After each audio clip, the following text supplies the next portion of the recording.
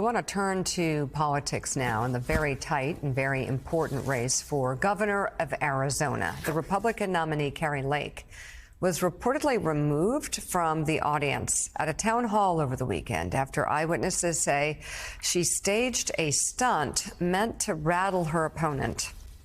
At the pre-recorded event on Saturday, where Lake and Democrat Katie Hobbs were not meant to interact, the Republican nominee reportedly sat in the front row of the audience as she waited for her opponent to come out. According to organizers, both campaigns previously agreed to wait in a green room until it was their turn to speak. Lake claims she was not told this and instead pleaded for Hobbs to come out and debate her from the audience. Hobbs has refused to debate Lake, who still denies the results of the 2020 election, saying, quote, "It's impossible to have a real conversation with her." Former President Trump was in Mesa, Arizona last night, rallying for the state's entire Republican ticket. NBC News correspondent Vaughn Hilliard was there covering it, and he joins us now live from Phoenix. Vaughn, what stood out to you? Yeah, Mika, I think we should be clear about this Katie Hobbs and Kari Lake situation here. We are 2 days away from early voting beginning in the state of Arizona. 48 hours. It is go time here.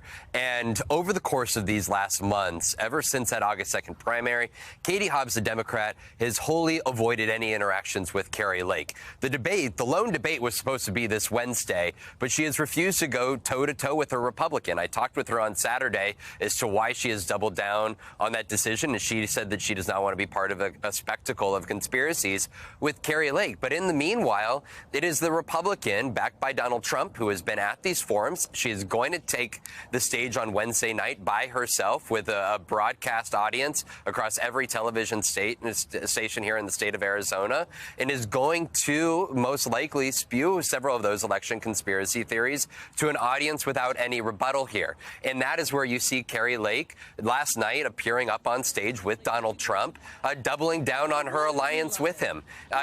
She said that why would she not step away from Donald Trump?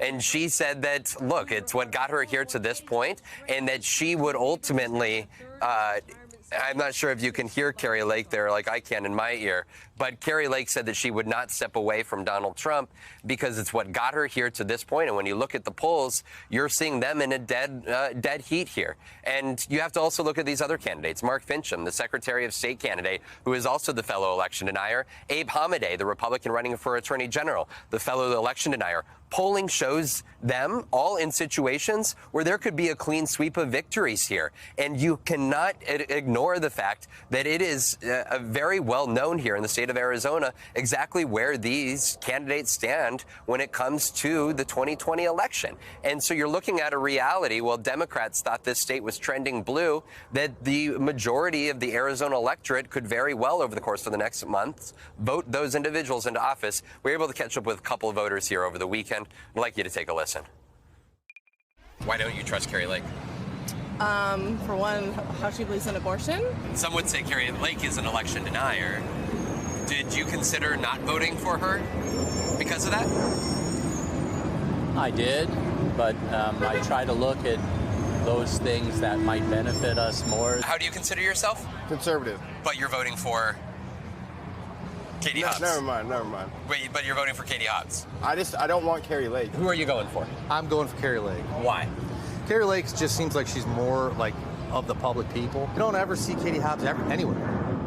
Nowhere. During that rally last night, I'd also want to bring to attention here to Mark Finchem. Here's that cowboy hat, mustache, Secretary of State candidate. During that Trump rally, he tweeted, quote, "All I want for Christmas is a few arrests of election fraud criminals."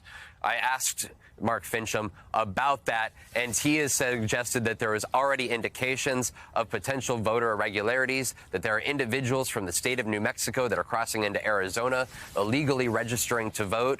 The table is already being set by these Republican candidates in a potentially close battle to claim voter fraud and irregularities. At the same time, they very well could outright win it without even having to make such claims, guys.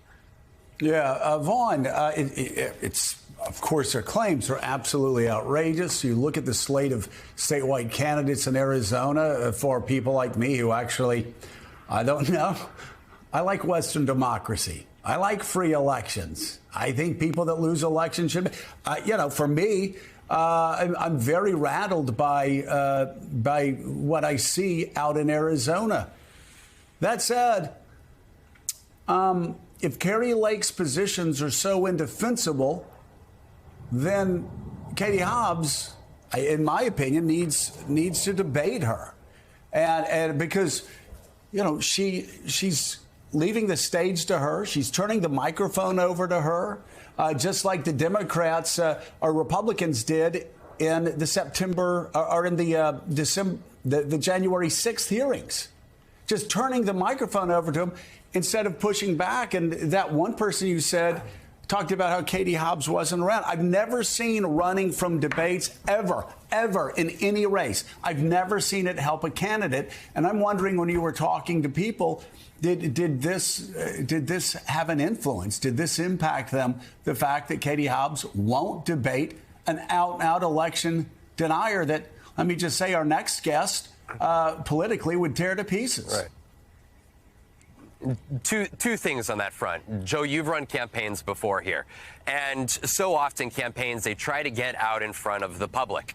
Kari Lake, by being on the road every single day, by holding gaggles with the press, by going out to holding little campaign events, by going to forums, by participating in the debate, she is in the local news every single day.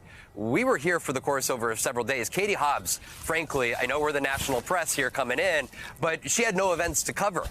That makes it very difficult. There was a women's march on Saturday morning.